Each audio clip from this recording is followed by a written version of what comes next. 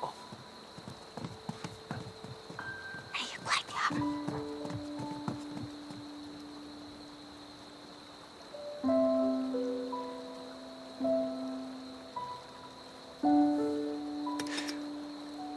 身上有伤，别喝酒了。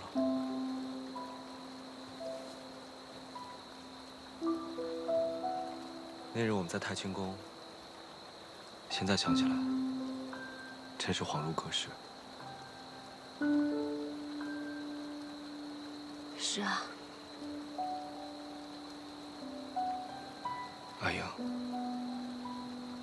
你还在生我的气吗？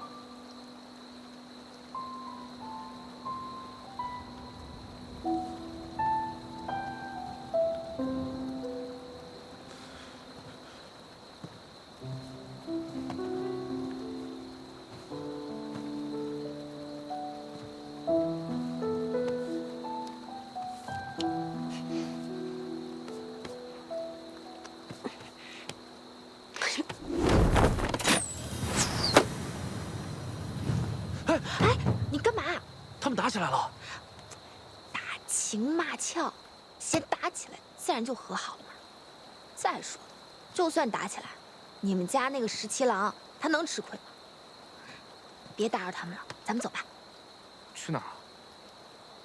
哦，我有点饿了，要不咱们去吃唐敏家的点心吧？我一直听说他们家的点心在东都特别有名，一定很好吃，我想去尝尝。走，我带你去。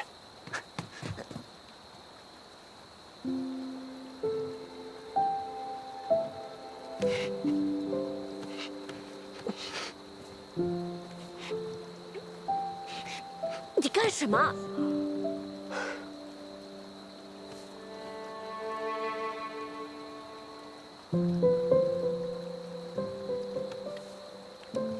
你手上的伤好些了吗？棋子磨好了，手上的伤自然也就好了。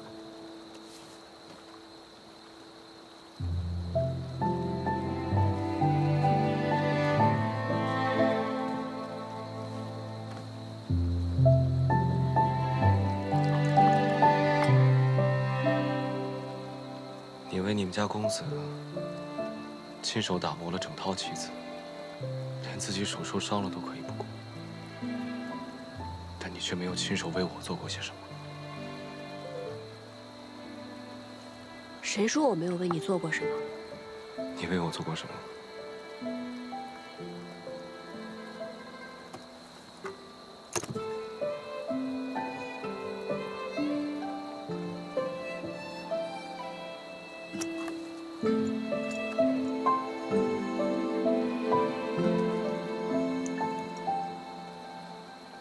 这是你亲手做的？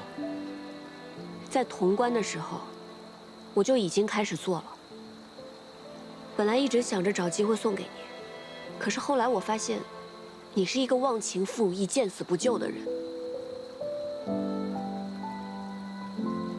我还是烧了算了。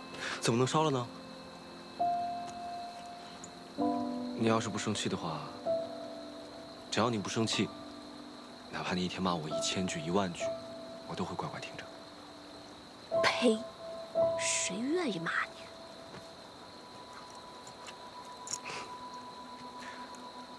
我打给你看好不好？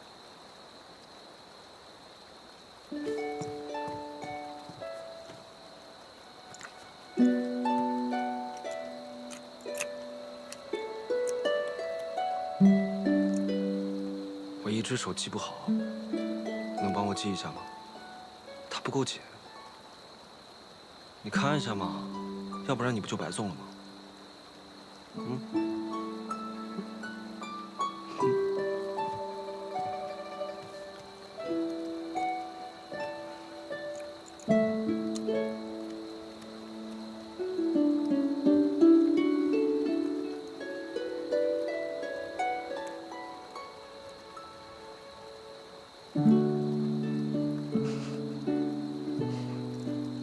我看看。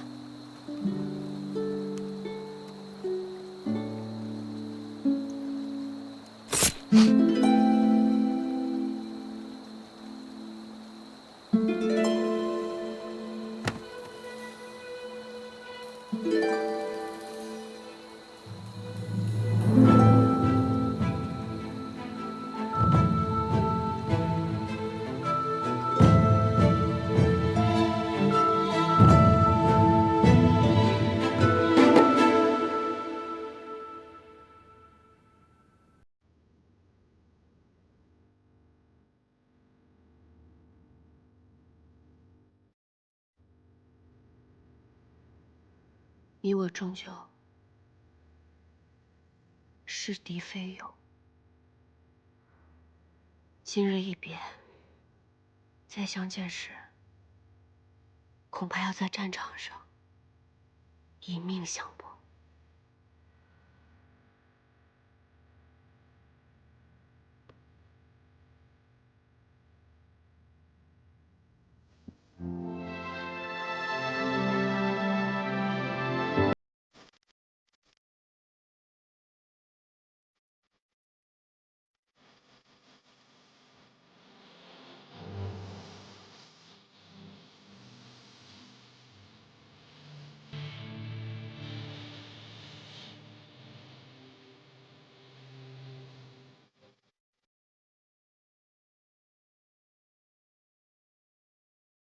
17了，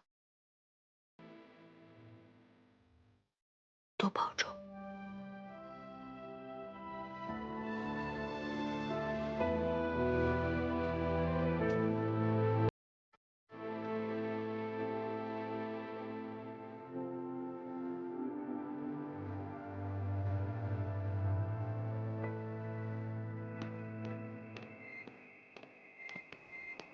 耳朵呢？他晕过去了，我多次的量诊，保管他3天都醒不过来。真狠。校尉教得好。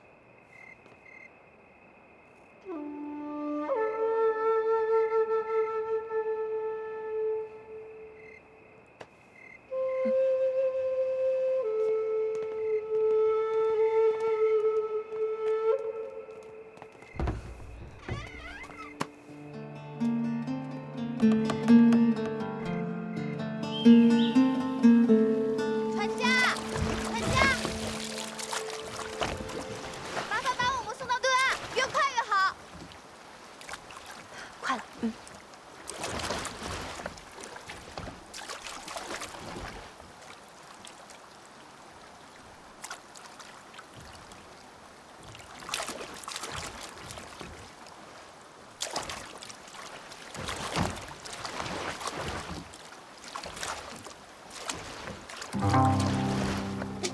请我。哎呀，你叫我呀？嗯？哎，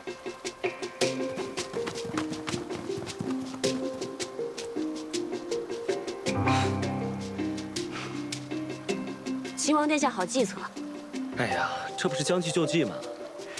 那日看到桃子给常儿的药单，就有所怀疑。果不其然，你们不仅通过药铺联系上了崔家军，还故意演了一出好戏，为的就是让常儿真的以为桃子为我美颜，而你也真的被说动了，就是为了设一场宴，刺晕我，以便逃脱。所以你早就知道了，就一直看着我们做戏。我这不是了解你吗？不让你试着逃一次，你怎么会甘心呢？好了，现在就带你们回到你们的住处。走喽！哦。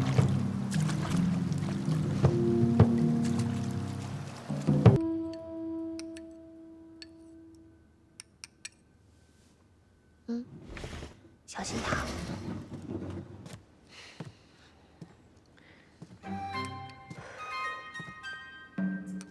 桃子，你们家校尉身体如何？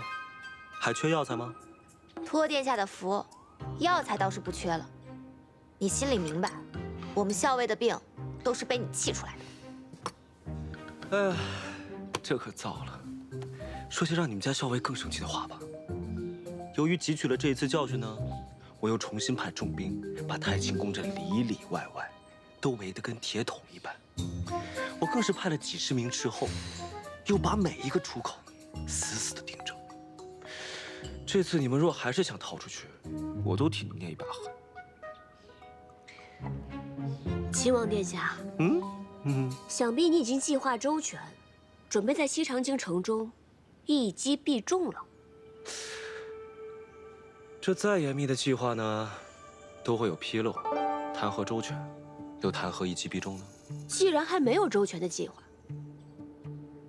那不如这样吧，我来替你谋划，杀了孙敬，然后你放我离开，如何？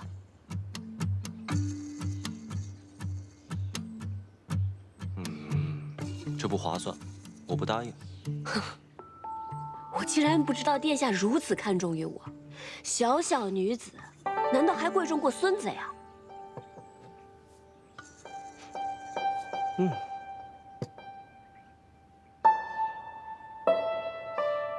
崔乙独女，自然贵重过孙子呀。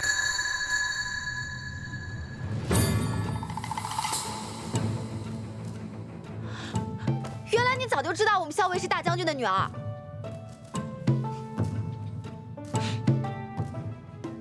原来你早就知道，怪不得你一直不肯放我走呢。桃子姑娘，你先出去一下，我有几句话想对你们家何校尉说。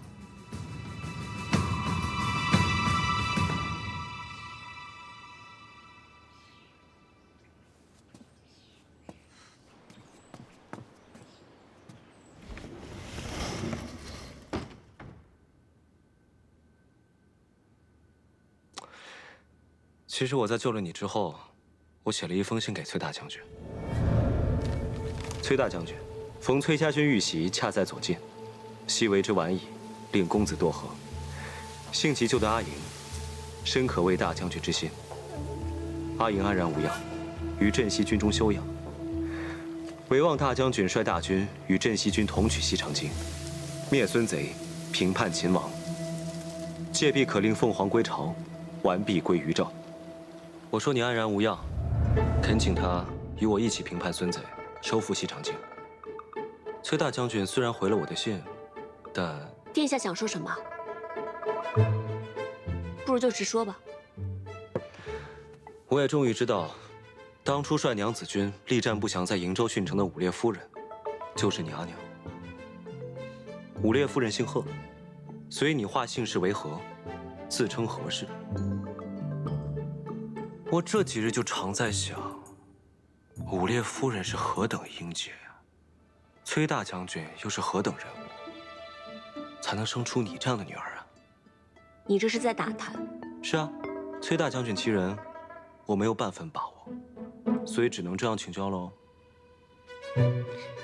那或许，再过一段时间，你就会知道父帅究竟是什么样的人了。我有种不好的预感。为什么？我总觉得他跟你一样，聪明过人，是个十分厉害的角色。不知道我这样得罪他，他会如何发作呢？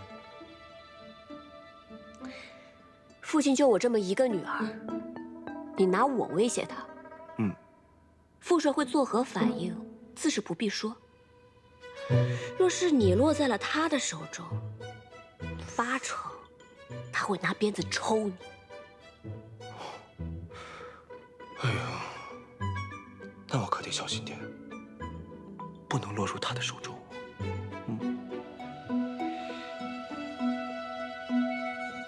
崔乙没有儿子，只有一个女儿。何校尉就是崔林，死了的那个崔林就是个幌子。不可能，绝对不可能。石七郎，你是为了娶那个何氏，所以编了一通瞎话来骗我的，是不是？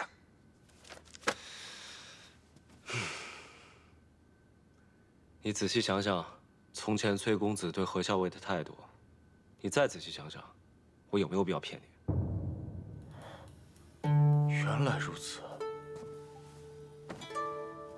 所以你才把他扣在了太清宫，不肯放他，然后在这里布下重兵。你是想用他来胁迫崔乙？这怎么能说是胁迫呢？自然是请平凉大将军崔乙，看在我们镇西军元首相救他爱女的份上，与我等一起，秦王平叛，收复西长京。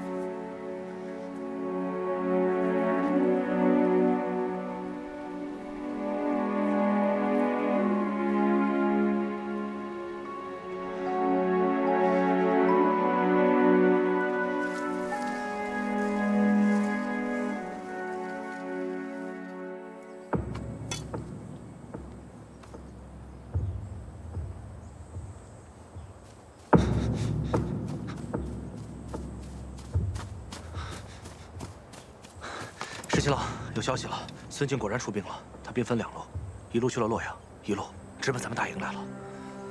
果然被你料到了，孙敬这个老贼，真的趁崔乙攻打洛阳城之机，派兵攻打我们镇西军，而且还派了一支军队去了洛阳城，看来是想白捡这个便宜啊。那我们就先在这里杀他们个猝不及防。天气都凉了，哪来这么多花呀？秦王不是命人每天送来1束花吗？我就把这花瓣、花蕊啊都给摘下来，能入药的入药，不能入药的就入浴，绝不浪费。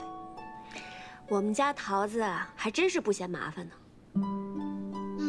每天待在这儿，闷都闷死了，总得找些事情做吧。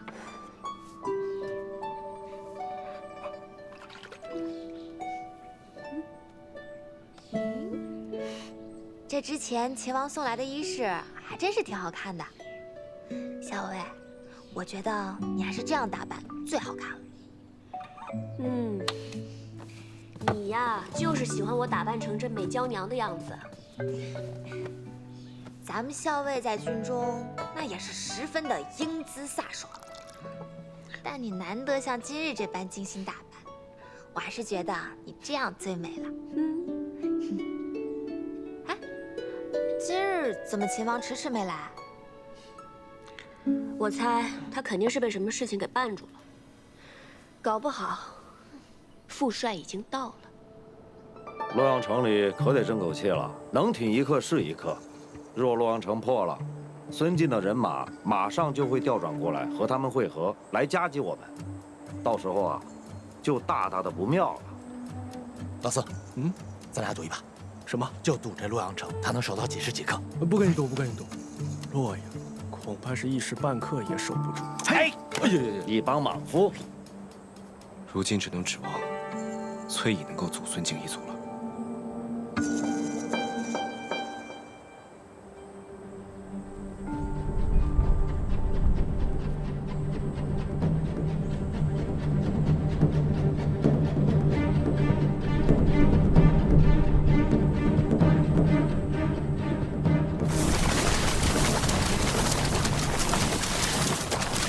真的，大将军真的来了。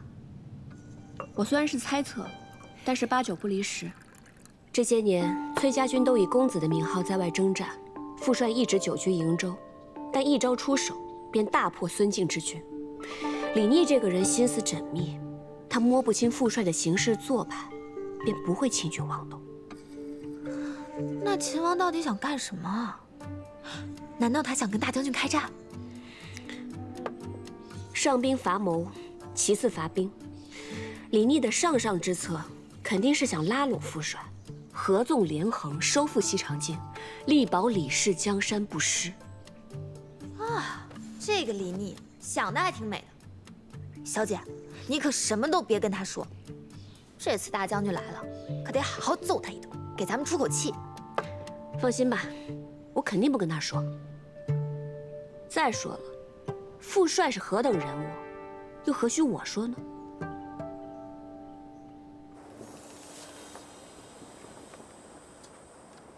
十七郎，俘虏已经全部安排好了，而且还有些伤兵，也给他们上了药。咱们这一仗又折损了孙敬不少人马。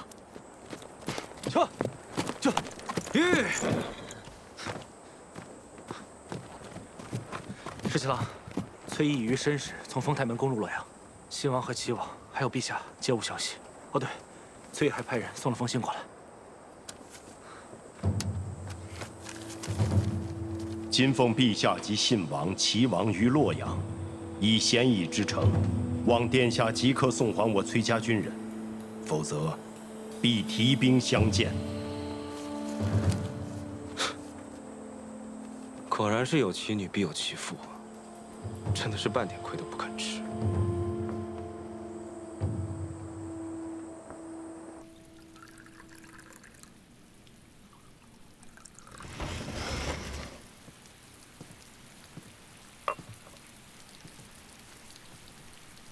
殿下，请用茶。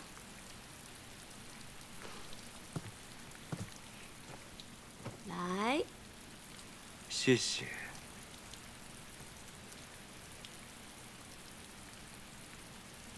这护腕还带着呢。是啊，取银针时费了些功夫，之后就再也没有取下过了。连护腕都只有这一个，殿下何至于如此窘迫？若有人愿意再送我一只，我自然乐意收下。殿下军务繁忙，既特意到此，想必是我父帅令殿下看到了他的诚意。我之前呢还好奇你父亲是个什么样的人，结果果然不出我所料，他与你简直是一模一样。你不愧为他的女儿，他也不愧为你的父亲。这话如何说啊？你的父帅呢，已经不费吹灰之力攻入洛阳，我父亲和2位兄长全部被你的父帅俘获。父帅生性豪爽好客，想必陛下也会十分适宜。你说，你长得这么好看，是像你父亲多一点，还是像你母亲多一点？别以为你跟我说这些甜言蜜语，我就会忘了你把我关押在此处之仇。你父亲这般好客，我哪敢再留念？只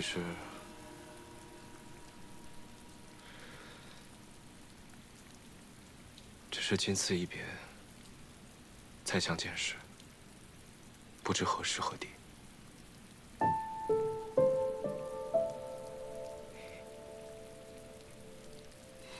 你打算什么时候放我走啊？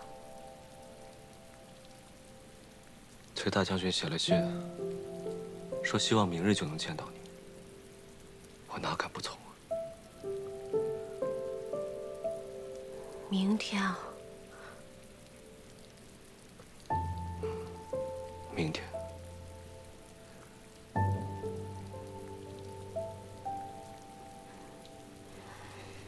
实在太快了吧？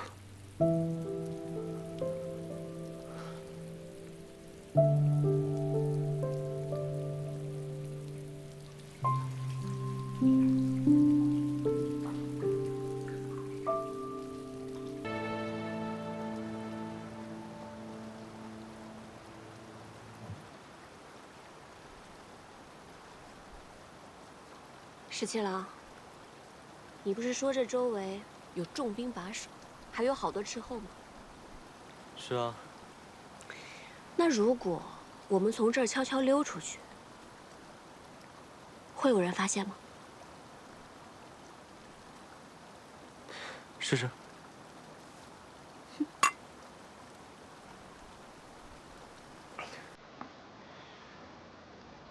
来，比谁先到马厩。好啊。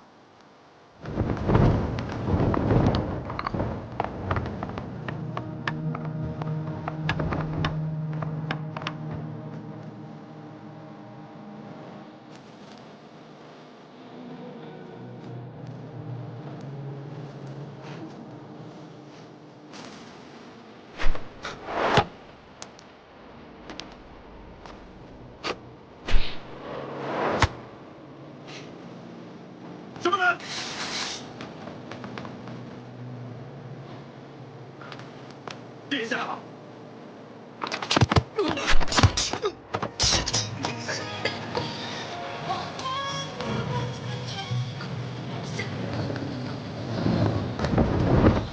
你输了。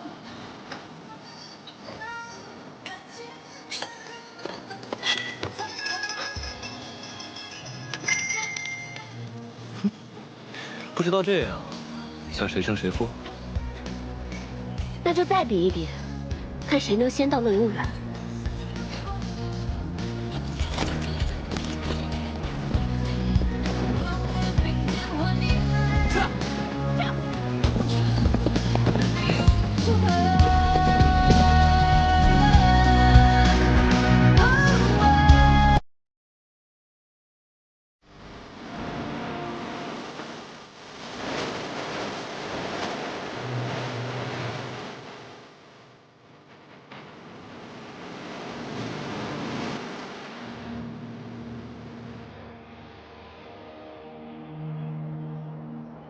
乐游原上遥望京都，果真很美啊。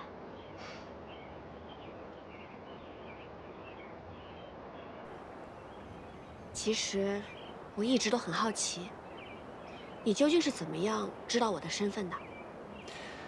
崔家大小姐的气度，自然不是普通人可及啊。我的身份还有和公子的关系，别人都不怀疑，怎么偏偏就你能看出来？当初呢，你骗我说你是崔公子的侍妾，我便对你的身份起疑，于是我便设宴试探崔公子，更是佐证了你的身份并不简单。你和你们家公子名为主仆，实则他对你更尽几分。加之洛阳城之前，我又撞破了你替你们家公子上阵御敌。我就知道，当时你挑开我的面具，不免会疑心。可是当时我只是带公子上阵，你又如何能确定我就是父帅的女儿？当日你在潼关不顾自身安危也要救崔大将军，在旁人看起来可能全无破绽，但经过我细细琢磨之后，我总觉得不对，终于就被我猜到了。原来你早就知晓了。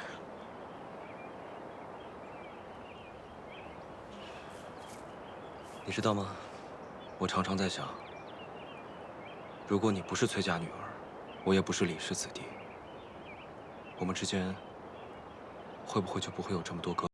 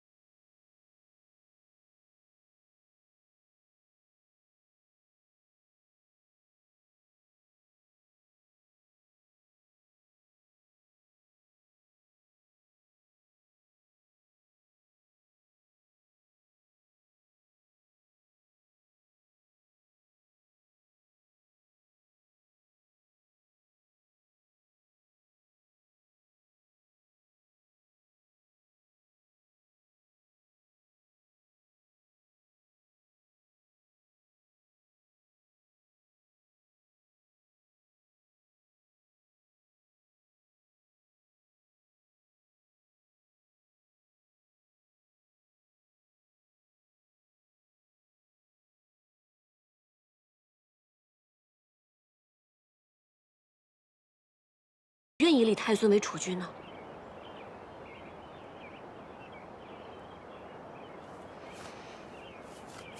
我们私奔吧。待到天下太平，寻回太孙之后，我们就离开西长京，一起去劳兰关，过逍遥自在的日子，好不好？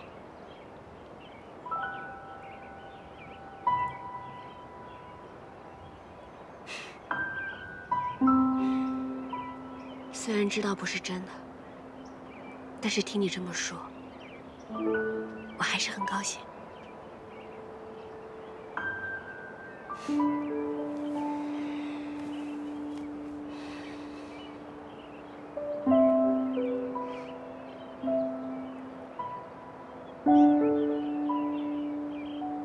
当日我们约定，等到海清河晏之时，同游乐游原。可惜，天下未定，明日我们就要各奔东西了。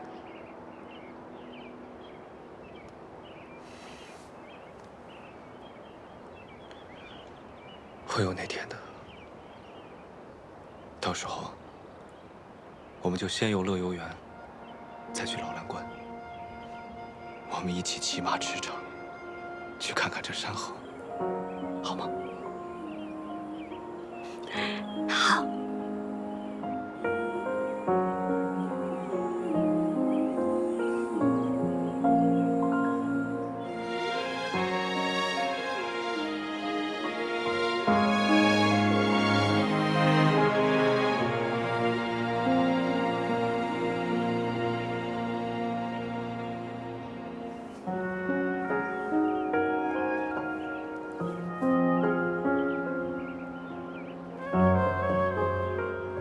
明日分开，再见，就不知何时了。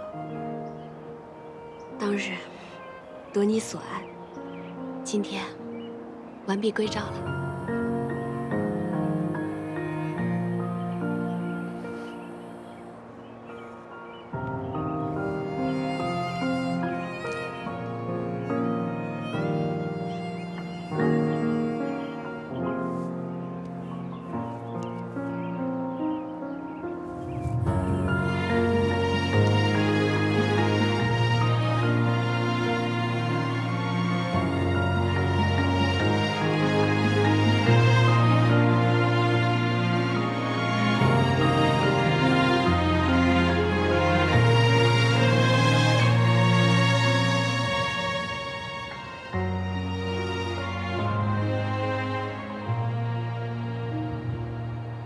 阿姨，你跟你们家公子真的是从小一起长大的？我看你是对这件事情尤为在意。那当然了，我第一次见到你们，你们就那么亲密，我心里就不舒服。那你为什么还要问？公子他八成已经不在人世了。我就是想听你对我说清楚，我心中便不再有猜忌。以后呢，保证也不问了。公子的本名叫做柳成风，小的时候他救过我。他父母早亡，所以爹爹就把他收养成了义子。我阿娘年轻的时候受过伤，身子不好，所以跟阿爹结离10年也未生育。但那个时候，爹爹已经是边陲大将，朝中为了牵制爹爹，借口他无子，非要赐给他一位夫人。后来阿娘心一横，到处研医问药，最后终于有了我。可惜，还是无法应对朝廷。阿爹便谎称自己生了个男娃，按照崔家的排行，取名为崔林，作报于朝中。原来如此。后来，阿爹在瀛州对抗接硕，阿娘力战殉城，朝中追封阿娘为武烈夫人。阿爹感念阿娘的情谊，再未续弦。后来阿爹也把我当成男孩一样养大，但在我7、8岁的时候，女孩的样子再也掩盖不住了。阿爹就让柳成风顶着我崔林的名字，在军营中行走，以免我是女子一事被揭穿。公子因为我从小到大遭受了不少危险，就连他的名字也不被人所知，所以他活生生的活成了我的影子。我们俩从小一起长大，我把他当作兄长，自然要比旁人亲近一些啊。你把他当兄长，他心里可不这么想。他都已经不在了，你还要这么介意吗？怎么总是说我？那你呢？我怎么了？顾相家的那位小姐十分中意你，在西长京的时候还不顾危险到客栈来给你报信，你就不感念人家的情谊吗？顾小姐同我和我同她可不一样，她十分中意我，我又不中意她，只好令她失望了。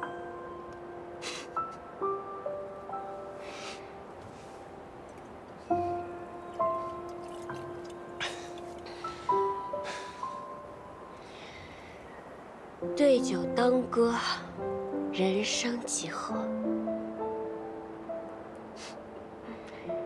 十七郎，你唱首歌给我听好不好？我哪会唱歌啊？我就只会哼一哼劳郎官的小曲儿。劳郎官的小曲儿也好啊，我想听。这些乡野民歌啊，可比不上阳春白雪，都略显粗糙了一些。崔小姐，多担待。绝不嫌弃。好。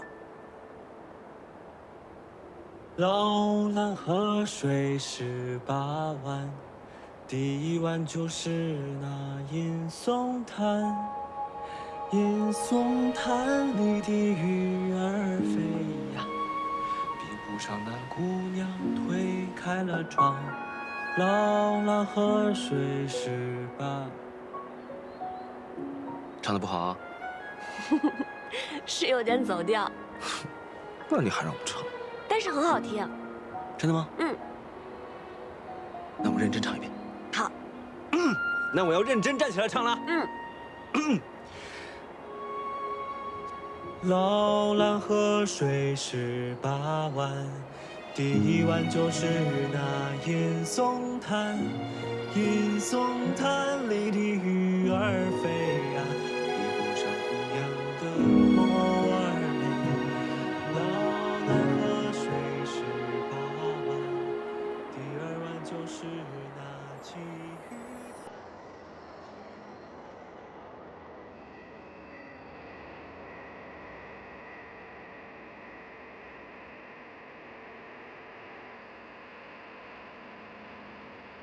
哎呀，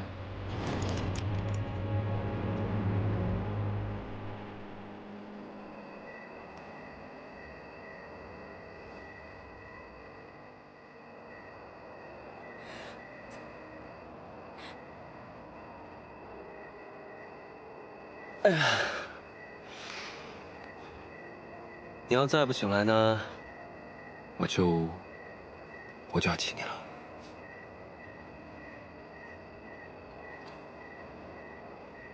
我真亲你了啊。